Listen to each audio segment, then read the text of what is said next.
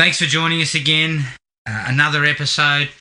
Matty, it's just you and me. It's intimate. It's I would call it intimate. It's one night only. And we're covering 2020's Netflix original, The Old Guard. But before we get to that, Matty, let's have a bit of a discussion about what you've been watching and what have you had on the slate. It's a bit of a shallow list this week, but I finished off the mini docos from TV series Losers. Loved it, absolutely loved it. There's one about an ultra marathon runner that gets lost in the desert, and unbelievable. It's told from his story, his perspective of his drive, and then his ex-wife saying how she became his ex-wife, pretty much. So that was really good. There's one. Is that the series with the one about the football team who needed to win to avoid relegation? And the dog bites the bloke? Yeah. That was funny. Series of misfortunes for them. It was very funny though. There's one on curling that actually builds some drama. Like, who would have thought? There's some really, really good stories in there, but I really enjoyed that. And this bloke, though, I've been thinking about him all week. Like, I get to the point he finds like a mausoleum, and he goes in there, and there's like a whole bunch of bats, and he's just knocking off their heads and eating the bats because he's so desperate for any sort of nourishment to stay alive. And it's a really, really good story. I won't ruin it all, but I better get in there and check that out. Definitely check it out. Yeah, absolutely. There's that, and I'm sort of halfway through Night of the Living Dead, so I'm checking that out. Interesting to see, I guess, how people treat each other differently to conversations and how the genre has changed. Since when? The 60s? I guess that was the 60s, yeah. Early 60s, yeah. And I think it was, if I'm not mistaken, I haven't seen it in a long time, but it actually had a fair bit of subtext, I think. Yeah. The thing behind it. Yeah, well, and look, for a movie back then, the two main characters are a woman and a black man, so there's got to be something in there that it's talking about. But even just the development of zombie culture, like what makes a good zombie and what a zombie looks like, and I think I prefer the old school zombies. They're the shufflers. They're slow and stupid, and they're scared of fire. But they just keep coming. Like I just think it's really, really good. It lacks drama. That's the thing about the fast-moving ones. Brings tension and drama to the situation. Yeah. And I appreciate that, but I also kind of appreciate what... It's such a slow burn. Like, you've been left... I'm halfway through it, so you've been left with... They've boarded up the whole house that they're in, except for one door. That was hiding behind another door. Bad architectural design, but... Also an oversight by the two people that are locked down. Yeah. But even it's so simple, but it's created a lot of tension. I really like it. Is that it? But that's me, yeah. That was it. What about yourself? Very short. I have had a few things on. I signed up to Shudder, which just arrived in Australia last week. No, for the listeners, Jared was also all over it. He's only on, 5 seasons? Yeah, he's got 6. I've got 4 now. But Jared has 6. But I signed up to it, watched Creepshow. They've got a series of Creepshow. If you remember the Creepshow films from back in the 80s, they're anthologies. They've got a 6 episodes. It's like Tales from the Crypt or something like that. 6 episode series of it that's just recently been done. Look, it was pretty good. It's good fun. It looks cheap. Like, they've kept that cheapness of that time period. Yeah. And they use a lot of the animated intros and stuff. And you see the comic book pages turning and stuff. So it has a real nostalgic feel. I love those to comics, that sort of stuff. Tales from the Crypt. And the Creepshow movies from back in the 80s. Yeah. I'm about 3 episodes in, and I'm enjoying it. Most of them they're pretty... The episodes are pretty... I guess you'd call them slight. Yep. There's not a lot you can do in 22 minutes, but there's a couple that are really good. Yeah. So it's definitely worth a watch if you're prepared to spend $70 a year for Shudder. The other one on Shudder what I watched is a doco series called Cursed Films. Yep. Really, really good. They're half-hour eps. They had one on The Crow. Oh, yeah, nice. Which was absolutely fantastic. And they even showed how the situation came about that he got shot. Of it. How he actually got shot. What a tragic. And so it was really interesting. But the one that really got me was the Twilight Zone. Because there was that episode in the film where a stunt went wrong and an actor and 2 child actors were killed. Oh, really? Which one was involving a helicopter.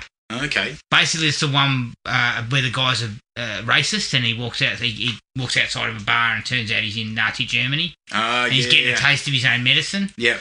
So it was that episode from the movie, though, the 85 movie or 83 movie. The beginning has Dan Aykroyd in it in the car. Yeah, that's it. Midnight Special, yeah. And so it was really, really well done, but very harrowing because they do actually show the footage that was shot. Geez. It was difficult to watch, and they talked to the production designer, and he is still just destroyed. As you imagine you would be. Yeah, but it was really, really making art interesting. and people get killed, you'd be... And they've got episodes on The Omen and The Exorcist, and so really good stuff. Really enjoyed that. Yep. So jumped on both of those. Went back to an old favourite of mine, My Bloody Valentine from 1981. Love that film. I was supposed to be working from home. Just some light viewing in the background. Yeah, that's right. I had it on in the background. I started watching Luther. Yeah. So this is Lex Luthor, is it? Or? No, Idris Elba. Oh, yeah. British detective show. Yeah, okay. I'd heard a lot of good things, and I really like Idris Elba, and I thought I'd just check to see if it was on anything, and it's on Stan. Yep. So I thought, I'll give this a go. Give it a go. Mate, Idris Elba is fucking such a charismatic guy. Yeah. He's so good to watch. Yeah. And the show is good, made twice as good by his presence, basically. Yeah, okay. So I'm interested in sort of seeing it through. I think there's 5 seasons, but they usually only run about 4 episodes a season. It's fairly short, so that's good. I'll keep going with that. Look, I have pissed and moaned about this show consistently over the 200 episodes, but I continue to go back to it, and that is Last Chance U on Netflix. I'm glad you didn't say Black Lightning. That would have been tragic. Gibbo would have fucking killed me. Why not? He absolutely hates that show. Last Chance U, I really like the idea of it, and I think it offers an interesting glimpse into what goes on at high school football at a high level. Yep. Right? And this was a new school. I really liked the coach this time. I had problems with the other coaches. I found them to be aggressive, basically assholes. Yeah. The way they treat the players at times is shocking. The guys that already have emotional problems, just yell at them a little bit. Yep.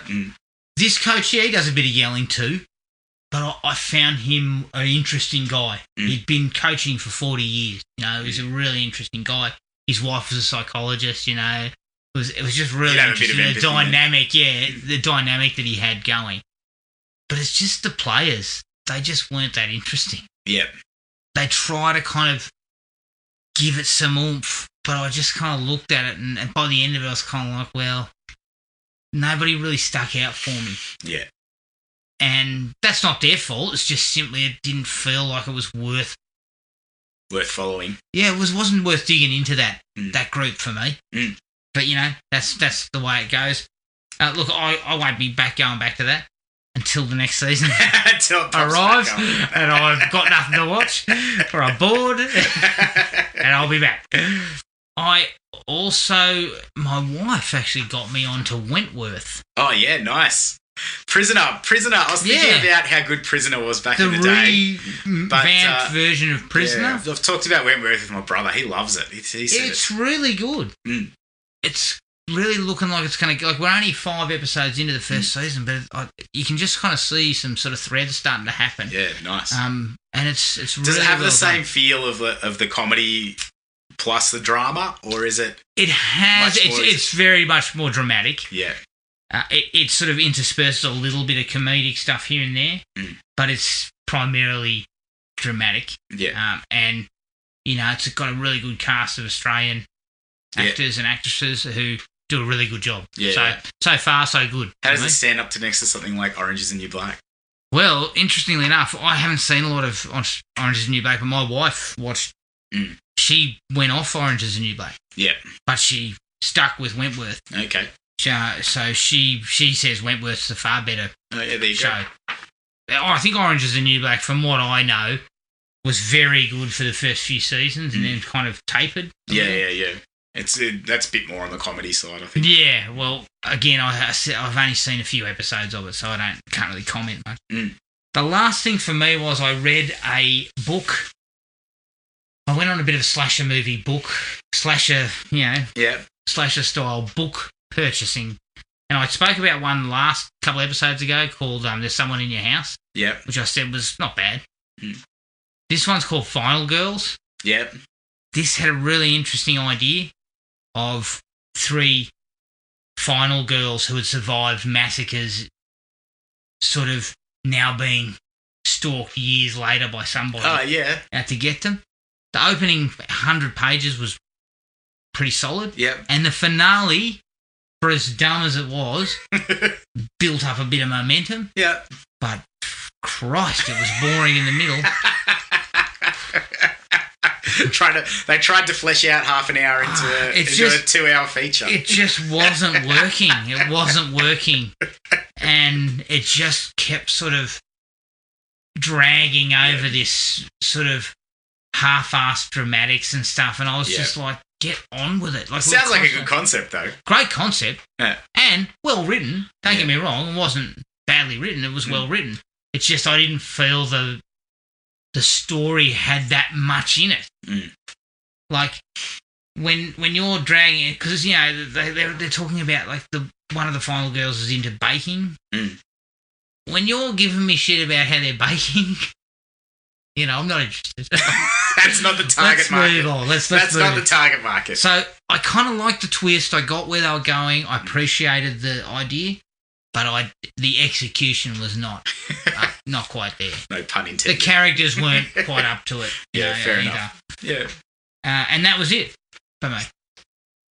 All right, let's take a break. Here's the trailer for 2020's The Old Guard.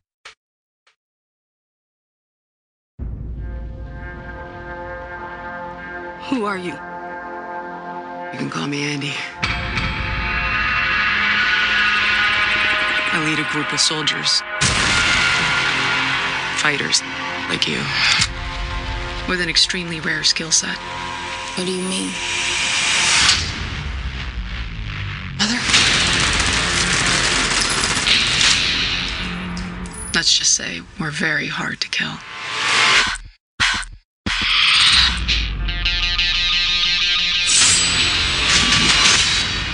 You've got questions, kid.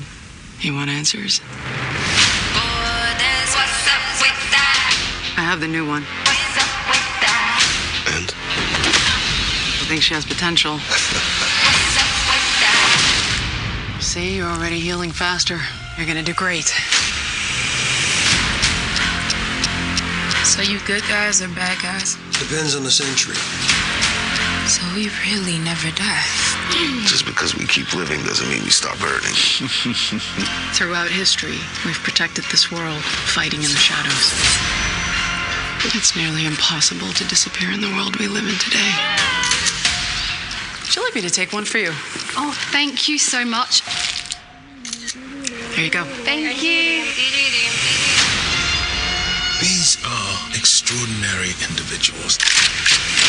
They are extremely resistant to capture.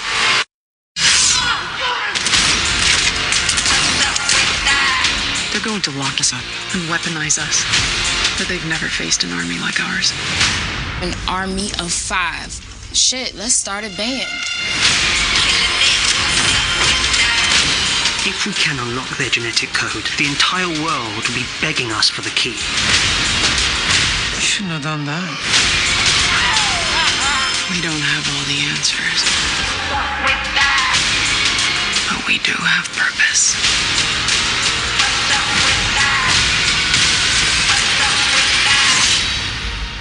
I strongly recommend that we leave right now.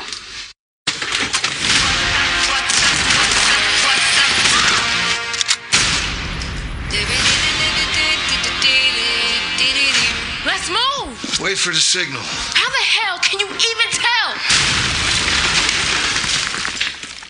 Oh. I'm gonna keep on The Old Guard from 2020, directed by Gina Prince Bythewood, who directed Love and Basketball. Yes, I also, like you, wasn't sure if that was her real name, but I believe it is. It's produced by Charlize Theron, AJ Dix, who produced The Butterfly Effect, personal favourite of mine, that film. Yeah, nice. It's a good flick. David Ellison, who produced Gemini Man, personal favourite of Jared's. Mark Evans, who produced Like a Boss. Dana Goldberg, who produced I Am Legend. Don Granger, who produced Geostorm. And Beth Kono, who produced Atomic Blonde. Now, I'm going to say this right here, and I've probably brought this up in the past. It has nothing to do with the quality of the film, but fuck me dead. I have never seen so many producers on these movies these days. Every movie's got 5 producers, 6 executive producers, and half a dozen co-producers. Like, does it take 25 people to actually make these films? Yeah. Look at the posters on the wall here. They've both got one producer attached to them. I'm fucking baffled by why it takes so many people to get these films together. Absolutely. You've got to get approval from everyone. It'd be pretty difficult. Everybody's got their fingers in this stuff. Yeah. The screenplay is by Greg Rucka, who wrote Whiteout, based on the graphic novel by Greg Rucka and Leandro Fernandez. Mm-hmm.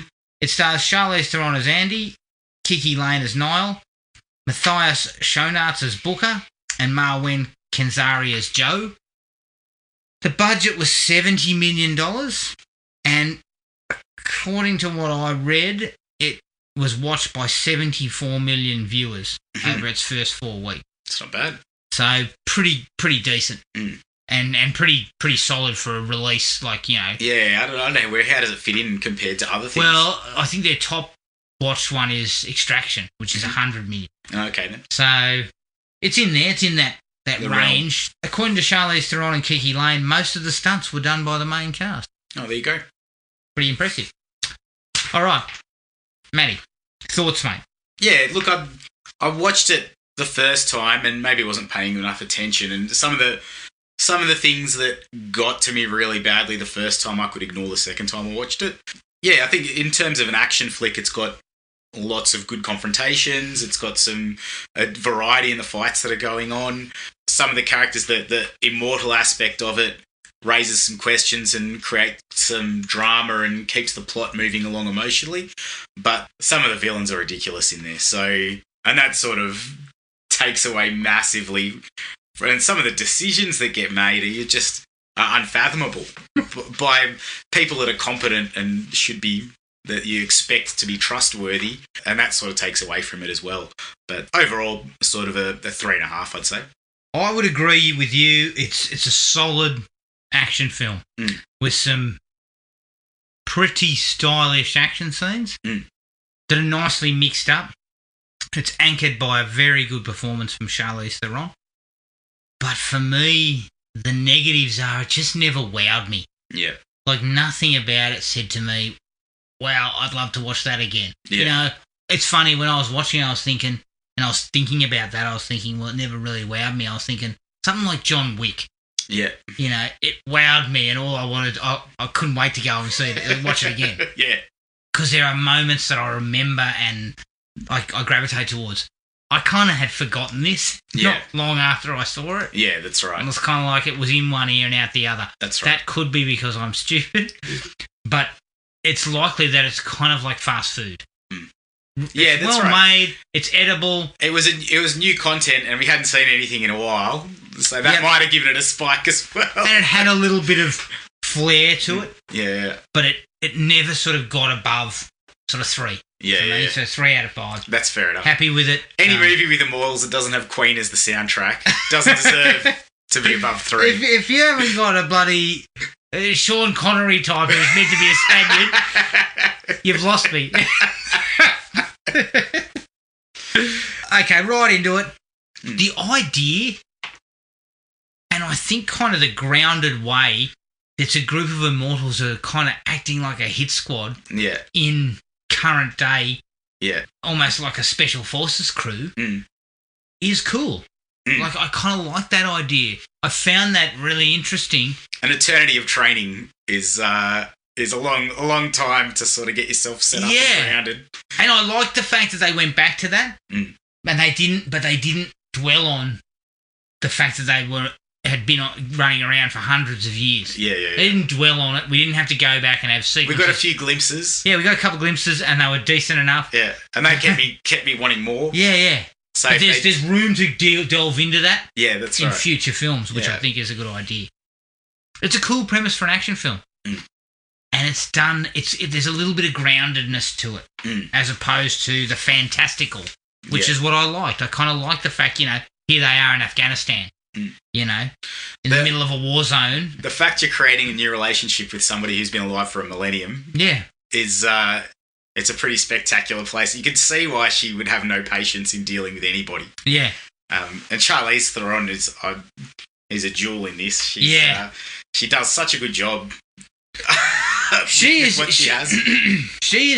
the peak of her powers at the moment. She's like someone like Denzel. You know that you will get 100%.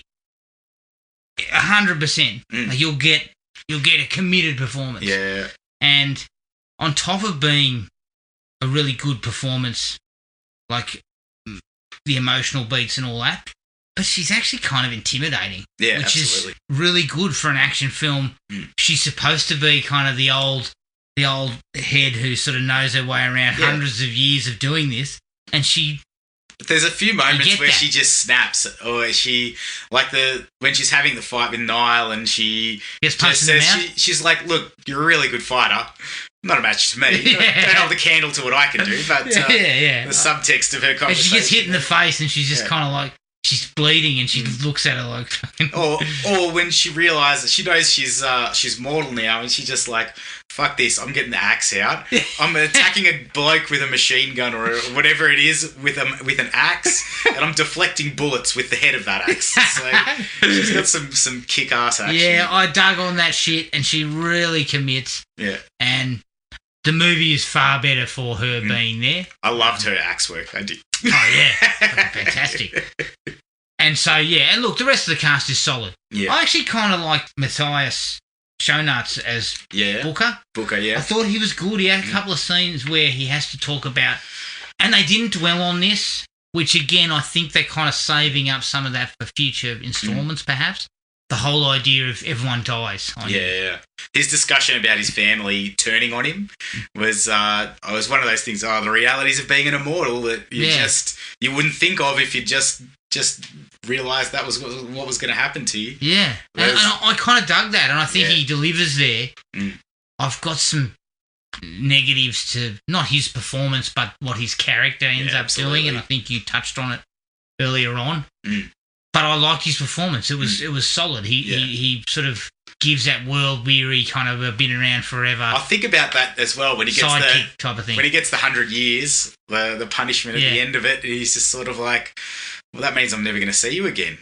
Yeah, and she's just like that's just an interesting interaction. Yeah, that has the lack of emotion, but there's emotion there. Yeah, I don't know. It's sort of it was an interesting moment in the movie. It is, and the movie has some of those kind of moments peppered through. It didn't jump off the screen for me, but I would not be unhappy if they said there was a second one coming. Yeah. She's indicated that's what she wants. Yeah. So. And she was the producer on this, so my hope is that you got to come back with her. But I do have some thoughts on that. Yeah. And possibly in the negatives. Make Speed 3, and then she can fund it. Charlize Theron in Speed 3. You heard it here first.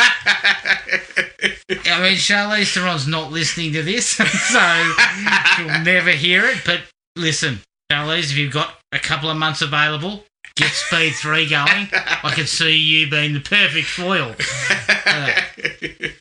And look, I mentioned it in our Speed 2 episode that someone like Charlize Theron, I was talking about how back when Speed 2 was made, they wouldn't have been that keen on female action heroes. Yeah. And now, Charlize Theron, she makes a number of female action pictures where she's the star. She's getting to the point where we're going to have to star her movies. Yeah, I think so. She needs some medals at some point. I think we may have to go through the medals on her. definitely. But her performance here just proved the gender of the hero is not important if you can bring the right people to the table. And she can bring it now. Yeah, and she brings it well, and that's what I said. You feel some physical intimidation, which back in the day, gigantic Arnie was intimidating. Yeah. Little guys were not intimidating, for instance. But I think that's the measure of her abilities as an actress. Yeah. To showcase that not only is she good in the emotional moments and the acting side of things, but her physical presence it's there, like you're saying, shit, she would kick my ass. So, I think you'd like that. Action scenes, well shot. Yeah. There's a fluidity to things. Yeah. The camera's kind of always in the moment, in the actual biffo or something. Yeah. And then they're rotating with it, and there's cuts, but it's not like chopped up so you can't see what's happening. Yeah. So I really appreciated the directorial style of going in that direction. Yeah. Almost like a GoPro is kind of attached to someone who's standing there in amongst it. Absolutely. I really like that. To add to that, they don't overdo the CGI. Yes. CGI is a bullet popping out of someone's head. Yep. Or a broken neck or something like that. It's nothing gratuitous that makes you get taken straight out of the mood of the thing. All looks pretty practical in terms of the stunt work and the fight choreography and everything is looking pretty much on the money. And again, it's probably another good tick for the cast in willing to commit to that type of work. Yeah. But also the stunt work is pretty fucking impressive. Yeah, that's right. And the direction just goes with all that. I kind of dug it. I mean, I don't know the director's previous credits well. I've heard of Love and Basketball. Yeah. And I know that she's got a few others. But I don't think she's specifically an action director. Yeah. So I was really impressed with what I kind of got. I think most of the fights actually had a purpose as well. Maybe the one between Niall and Andy was a little bit forced, but other than that, I think most of them had a purpose and had a flow with what was going on. Yeah. They even pulled back a couple of times. The moment where Nikki and Joe are in the back of the van and they cut away, and then you come back and all the guys have been killed. Yeah, they've been killed or knocked out, and they're just sitting there with their handcuffs on. There's a fantastic... Showed some restraint. Yeah, well. True. A little bit of restraint. There's an absolutely fantastic shot though where they hit the church. All those the crew of bad guys hit the church. Yeah. And Andy goes in, take them all out. Yep. And they show it from the outside, and it's kind of like it's a high shot starting up high, and it shows the frames like two of the stained glass windows, and then you just see like inside. Yeah. Then the camera comes down and it picks up one of the bad guys coming in. Yeah. And it rounds the corner, so with him, that's right on his shoulder, and then he gets shot in the head, and the camera kind of zooms in on Charlize Theron coming towards it. Yeah. So that's fucking gold. Yeah. That's really, really... Some of it was shot really, really really, really well shot. It's really I liked smart. also similar sort of thing, like the moment when they're breaking into Merrick's loft or whatever it is, and you're watching it from a certain angle, expecting them to come through the door, and then the window gets smashed. And I just kind of dug the way it was shot. Yeah. And I could really... There was effort put into trying to look for other ways to shoot the action. Not different just angles, straight absolutely. down the line, take an interesting approach. And I think they did that, and I think the direction is pretty solid. Yeah. Across the board. I like the way they kind of introduced the fact that they're immortal. They hit the compound, they get shot to shit, and we started there, went backwards, showed us getting to there, and then see them getting back up. So within about 20 minutes, we're aware of the central conceit that these guys can't be killed. Yeah. I also dug the way they did it for Niall. The slash throat. On the battlefield, slash throat, the other soldiers are like, shit, trying to save her. And then when they come to see her in the infirmary, she's got no visible marks. Yeah, that's it. Show anything. us your marks. There's something similar to that, and she kind of tries to deflect it Skin graft, yeah. But then there's also that I really like that idea of everybody starts stepping away from her.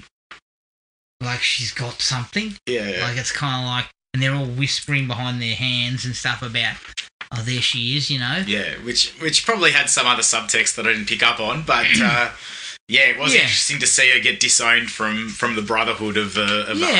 Of the military, yeah. And I thought that was, again, it probably could have been delved into a little bit deeper, but maybe they'll do that, you know, in other ways in subsequent films if that's where it goes. So, but I liked it. I thought it was kind of interesting that whole idea of you're something special, but everyone's afraid of you because you're not normal. Yeah, what's happening is not normal. Yeah.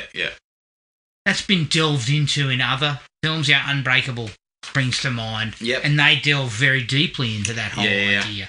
The isolation that comes with it. Yeah, that comes with being different and realising you're different. But I like the way it was done here. It was quick.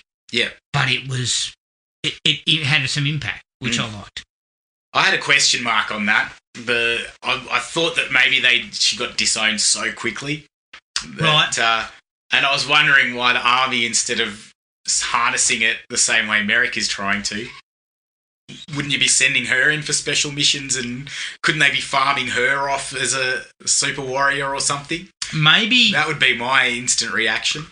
Maybe it's the way it was framed. Maybe that's not what they were going for, that she was immortal, that they realised she couldn't be killed. Yeah, maybe they thought she faked it or something. Yeah, it wouldn't have fed into the plot, but I guess on the same thing, I was thinking that would have been, I think, a different tact to take for introducing her to the group, where she's sort of being exploited by the military. She's carved out a life. Yeah, the people have accepted her. Yeah, not knowing that anyone else is out there. Yeah, but she's being exploited for her ability. Yeah. That would have been. But I thought it was an opportunity. But that's an interesting way of looking at it. It's a different way of looking at it. But you're right; it didn't fit what they were trying to. Yeah, absolutely, it didn't fit with the rest of the movie. I actually really liked the fight between Andy and Niall in the plane. Yeah.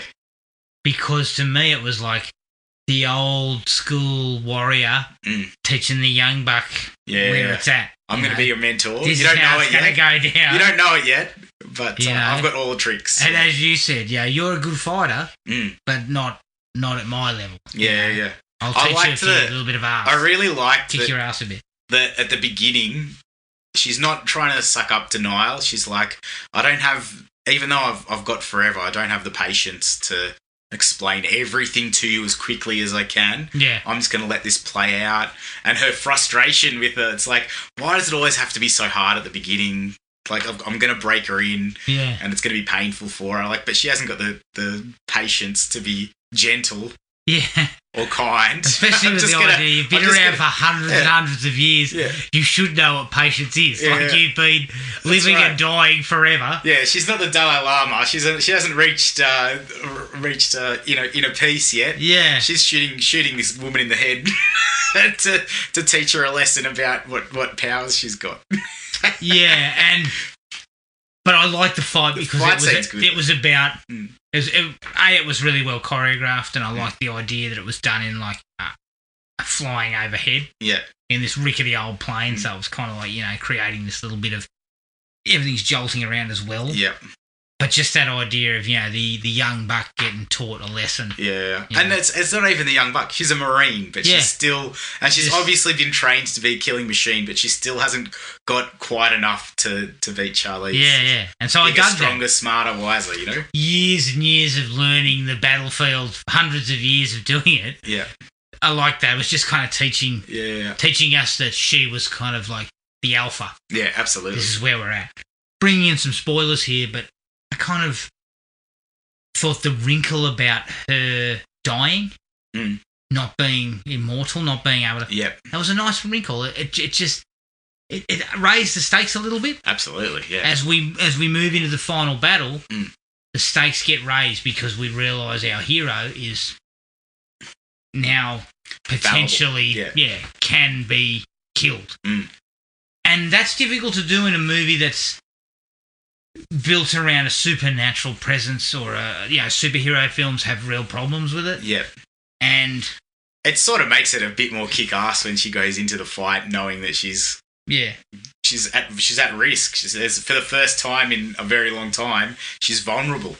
And that whole thing mentioned where she says, I go first. Yeah, I always go first. Yeah. You know. When it's your turn, you can go first. Yeah, and that's even though she's not immortal anymore, she still leads from the front, which I think that was a nice way of kind of capping that character off. Yeah. And she mentions it at the end as well. Like she talks when she's having that conversation with Niall. She's sort of like saying, she's like, when my time comes, whatever, I'm gonna live. I'm gonna live how I'm gonna live. Yeah. But I think it sort of adds to the depth of, all right, you're gonna replace me at some point.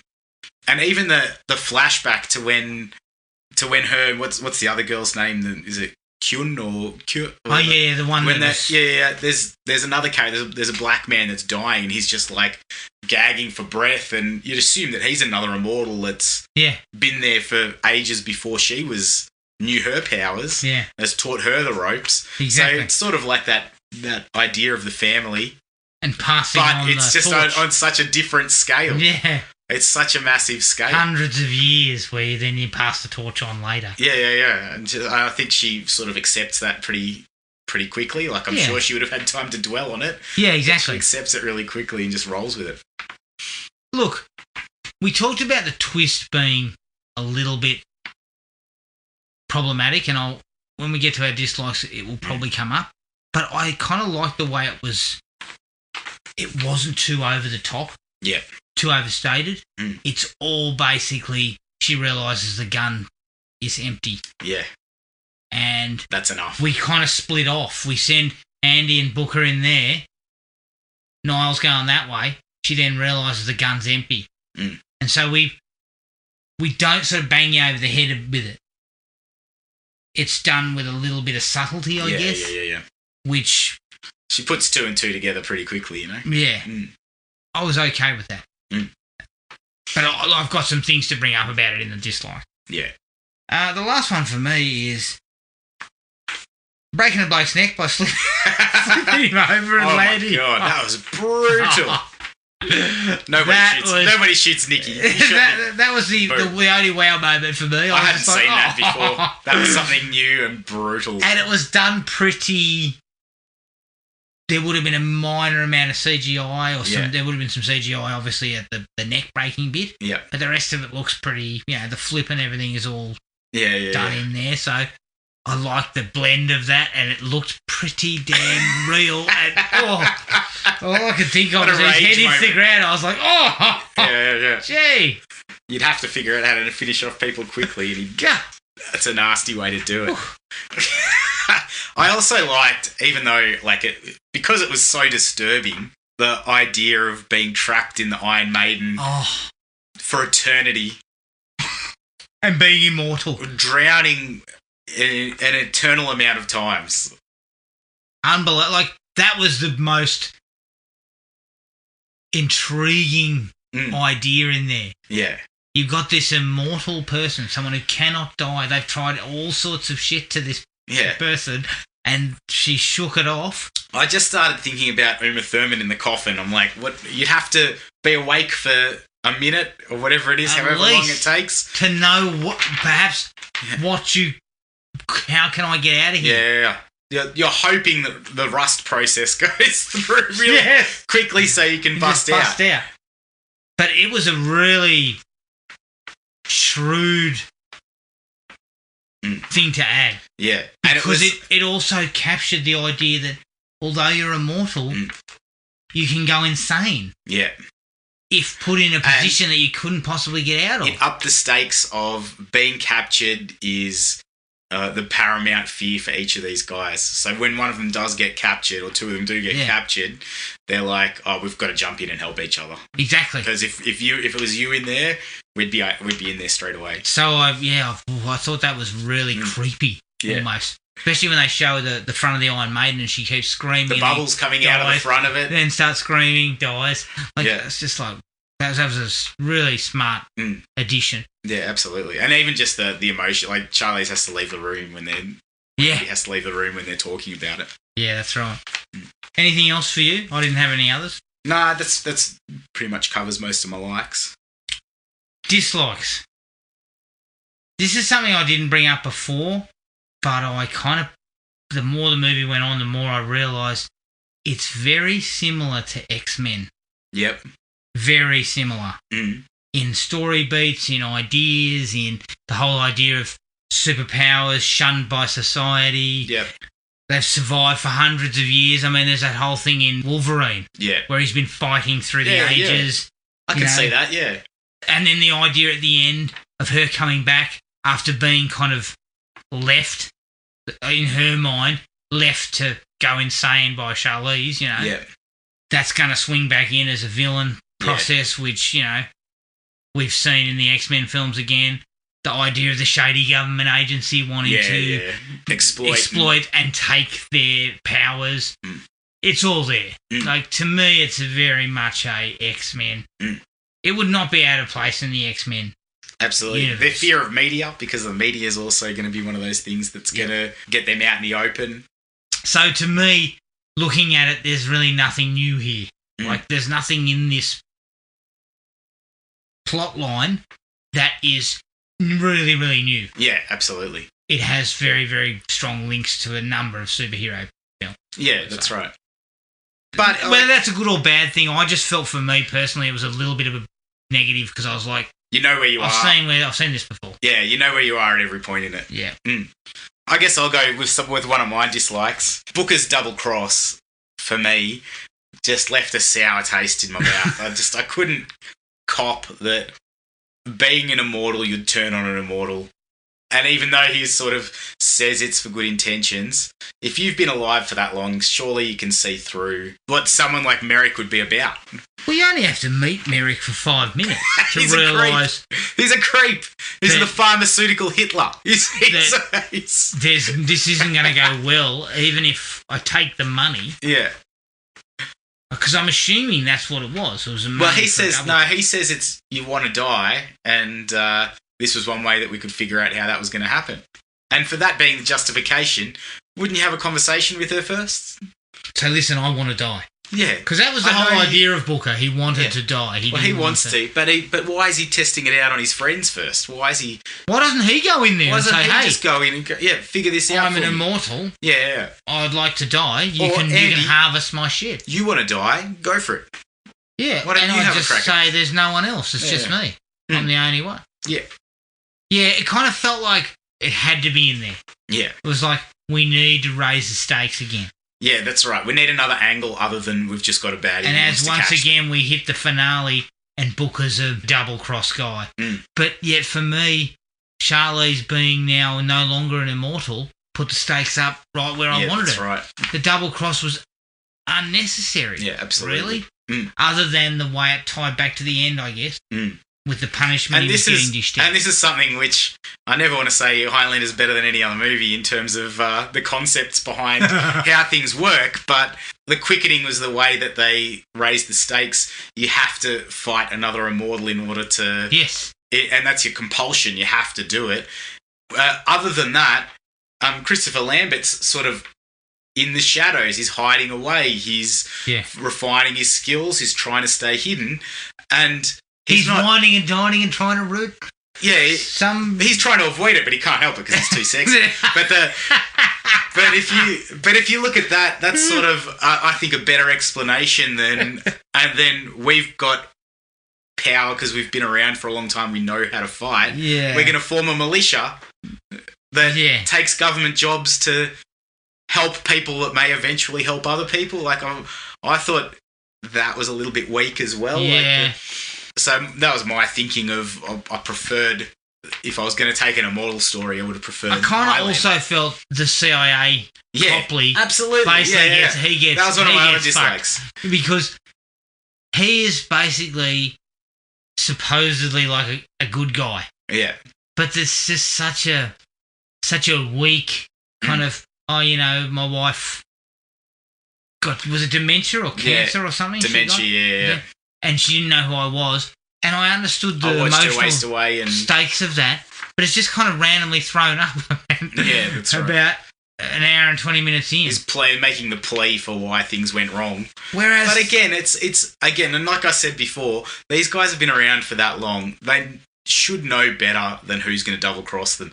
And the fact that within the first 5 minutes, Charlize Theron is making a decision that's putting herself at risk when she knows we don't go into the same job twice, but she gets talked into it. Like, I don't see her being talked into that situation. Yeah. Especially when we know what the stakes are for her being caught. Yes. We never go into the job twice is like something she says, but she goes against really easily. Yeah. So that was one of those things. It's sort of, I know the action has to keep moving, but yeah, I thought they could have probably explained that away a little bit better. I said it before, I was very happy with the way the action scenes were directed and choreographed. Yep. But there was no big ticket action scene. You know, I didn't see a submarine involved in a car chase. Yeah. You know, Fast and Furious style. Yeah. As stupid as that sounds, it sticks out. And you remember it. There's not a lot of memorable... They almost got there with, like I said, the axe work. And old mate getting his neck broken. Oh, yeah. Merrick going out the window was actually pretty solid as well. That was cool, yes. But they were kind of like cool, but not great. They didn't leap out. The axe work was probably its strength. Like, there was some nice stuff there. But I just never felt it broke out of the constraints of, we've probably seen a lot of this. Yeah. You know, it's not like watching Fury Road and watching blokes leap off cars and blow shit up, and you just sit there going, what? What's going on here? You know, it doesn't have that kind of factor. Yeah, about absolutely. it. And I know a few movies do, but I guess I talked about John Wick before, and I think John Wick, every time I watch John Wick, I always remember those key moments and those key sequences where he's kicking ass and, you know, Boban getting his neck broken by a bloody book. There's things that you can go back to. Halle Berry with the dogs as well. Yeah. Like, there's a little bit of something about those films and sequences in them that they stick. And I just didn't feel that any of these stuck. Not because of the director's abilities, because the director's abilities were fine. Yeah. It's just they weren't quite set pieces. 90% of it is the villain is so forgettable. Oh, yeah. In every instance. It's a man with a mask on and a gun, or it's a twat at the top of the stairs that can't do anything. Walking around in a suit with a fucking hoodie on. Douchebag. This millennial. He was very poor. From the character to even the performance. I thought the performance was pretty average. Yeah. I don't know the actor. And it's probably... He's from Harry Potter. Is he? Yeah, he's Dursley from Harry Potter. He's the brother. I feel cousin. He didn't get... I think the script probably didn't help. Yeah. It looked like an out-of-shape Ben Lee. He did, actually. The character just lacked a little bit of something. I think I understood what they were trying to do, the whole big farmer and all this sort of stuff, and he's a tech genius, so he's not a guy who runs around with a gun and he's got henchmen for all of that. Yeah. You know, Hans Gruber style. Yeah. But... he was so one-dimensional, though. I'm just going to take your organs. And then he's got the sidekick surgeon who's like, I'm going to do all the legwork. And then he's just walking around going, you'd better get me another immortal. Yeah, like, he's not satisfied with 2 immortals in his locker. Forget about the rest of them. Who cares? We've got what we need. They've got the same genetics. Yeah. You know, we can harvest skin, tissue. You've got everything you need, mate. Sperm, feces, all that shit. You get what you need from the 2 that you got. That's right. So why do you need to engage in the others? Yeah. I mean, I guess they didn't really, although he keeps saying it, doesn't he? No, he keeps saying, I need results. And, like, come on, mate. Yeah, and he's off-sider who's dead set in the movie for about 5 minutes, who wanders around cutting out bits of tissue. And it was pretty satisfying watching her get punched in the head, as nasty as it sounds. She just gets cleaned up very, very quickly. Comes after him with a syringe, cops a fist to the face. No, I was like, what's next? See, I didn't have a heap of dislike. Yeah. I think, like you said, this was like right down the middle of the road. This movie. And there was nothing to really dislike. If your villain's not good, and and your action scenes aren't blowing me away, then what you have is a fairly straight line sort of movie. You don't have a lot of... I'm not jumping out of my seat about it. I'm not racing around telling everyone. Yeah, that's right. I would say, if someone said to me, have you seen The Old Guard? I'd be saying, yeah, look, I'd recommend you check it out. Yeah. If you got Netflix, you chuck it on. It's worth it. It certainly didn't... Like, when I turned it on, I'm very adverse to anything over 2 hours. Yeah, 205. I saw 205. I thought, oh, shit, this could be... I know it's only a smidgen over 2, but I like 90 minutes. Yeah. So I'm sitting there thinking, this could be a bit of a slog. Yeah. But it never really was. I mean, I didn't think the pace flagged. No. My last dislike too is comes back to the double cross. Surely you've got Andy, who's been around for hundreds of years and knows weapons like the back of her hand. Yep. And Niall, who's in the army. Yep. Surely you would know that gun wasn't loaded. Yeah. It wouldn't be heavy enough.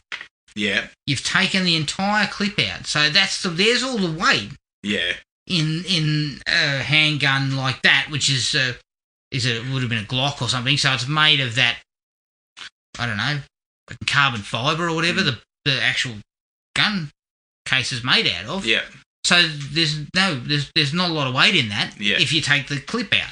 Yep. Now he didn't. There was no bullets. The clip was in there, but I just found that a little bit, although I like the way the double cross was done in a understated manner, that's kind of not... It's a pretty crap plan because, again, and the same thing, to follow on with that, is her having an empty clip enough to stop her from finishing the mission anyway? And... It's not like she's a normal person. Yes. Is that even enough? And the fact that she's lost Niall, who came out of nowhere and has now become a support, is following the same plan anyway. She should be enough to make up for it. Booker's better option to split Niall off. Niall off and just drug Andy. Yeah. That's your better option. Yeah. You put your immortal to sleep. That's right. He'd know all the ins and outs of getting her where he wanted to. Why are you going to send her into a skirmish where she's fully alert and ready to go? Yeah, and you know what she's capable of with an axe. Yeah. You've spent hundreds of years watching her chop people to shreds. Yeah. She's not a stranger to shoving her fingers in your throat and putting her fist in your face and walking right over the top of you. Yeah, exactly. She's very adept. So the unloaded gun is not really the top. That's not the best of plans. That's not the deterrent that's going to stop her from getting the job done. Oh, shit. But I took the bullets out of her gun. Yeah. Did you? She kicked the shit out of about 20 blokes. She'll take the gun right out of the next bloke's hands. There was one other thing that I just found a little bit jarring, a little bit. I think it was probably just from an editing standpoint. There are a couple of times where she basically teleports. She goes, I'm heading to Afghanistan. Boom. Next scene, she's stuck in Afghanistan. There's a lot of unnecessary travel. Oh, we're in a hideaway in France. And one time they're in a cave. Meet you in Turkey. They're in a cave. Yeah. And then next thing you know, she's in a pharmacy. Yeah. Like, she walks from the cave. I'm going for a walk to the pharmacy. Gets stitched up. Walks back, I presume. Is the cave like right next door to bloody city centre? It's the Bat Cave. They found the Bat Cave. That's what it is. Yeah, there was just a couple of those moments where I was like, that was pretty jarring. Yeah. They were in a cave 2 minutes ago, and now she's in the local bloody mini mart. It cracked me up though. They're sitting there in that cave as well with these priceless artifacts, millions and millions of dollars worth of art or whatever it is, and yet they're in these militia fights. They could fund an army. Yes, they could create change through politics. Yeah, they could take so many different options, and they've got the wisdom and experience to do it. I found it a bit silly that they're running around in a militia. On top of that, they are also unkillable. Yeah. So if you're winning the war and the battle in the political arenas and funding all these things, But then you also got to kick some ass. Well, Yeah, that's you go right. around, you kick a bit of ass. Yeah, that's right. Like, if you need to take out Hitler, you rock down there and you take him out. Yeah, that's right. They've got that. They've got the ability and they've got the experience, and they probably didn't nut that out. And I think they made a lot of people look like fools in this. They did the same thing to Copley. He's got enough intelligence to unearth these immortals through making the most tenuous links in research. And some pretty bad and he can't Photoshop. See, yeah, There's a couple of shocking Photoshop photos. You can't see that Merrick is a twit. Like, come on, he's not. There was come on, Copley, get your head in the game. Put it together, mate. Come on, you're in the CIA, mate. Come on, you're ex-CIA. Do a bit of work, mate. You don't know an evil supervillain when you see one. Come on. Yeah, just because he's not bloody twisting his mustache or wandering around, with a cape on or something. He hasn't got a cat in his arm. Yeah. Yeah, there's a little bit of that. I mean, I think that's a suspension of disbelief and an attempt to... You've got to ramp the action and keep it going. Well, you've got to... It kind of serves the purpose of what the script is going for. Yeah, absolutely. But, yeah, I felt a little bit like there's some supposedly intelligent people who are doing some pretty dumb shit. Yeah. Absolutely. And it's like 3 of the main key players in the movie that you just like, man, you're all 4 of them making really bad decisions. But all in all, not a bad movie. And I was happy to watch it again. See, I've only watched it once, so I didn't dig in for two goes at it. But yeah, look, as I said, I'd be very happy to see a sequel. Yeah, I just want to see where they take it. A good, solid first outing. Yeah. Now let's dig in. Let's dig into some of those very interesting ideas you came at. Yeah. And let's perhaps pull away from that very, I guess, slavish adherence to something like the X-Men. Yeah. Like, it felt it was pretty much following a lot of those beats. Mm. But again, maybe other people didn't see that. But I just felt it was very close in style and very close in plotting to X-Men. That's fair Certainly enough. The first X-Men. Absolutely. Throw in the second for good measure. But you didn't have anything else? No. That's me done. All right, that's the old guard. You can find us on Spotify, Podomatic and iTunes. Send us an email at thrillme@iinet.net.au. We're on Facebook at Thrill Me Podcast Australia, Podomatic at thrillme.podomatic.com, and on Instagram at Thrill Me Podcast AU. Make sure you rate and review us. Now, keep an eye on the Facebook page for details of our next film. Jared and I may come in with a little bit of a horror ditty over the weekend. We're still working out what that's going to be. But until then, take it easy and we'll catch up with everyone later. Cheers. Find the podcast at Podomatic or on iTunes. Don't forget to rate and review. Like us on Facebook at Thrill Me Podcast Australia or contact us at thrillme, all one word, all lowercase, at iinet.net.au.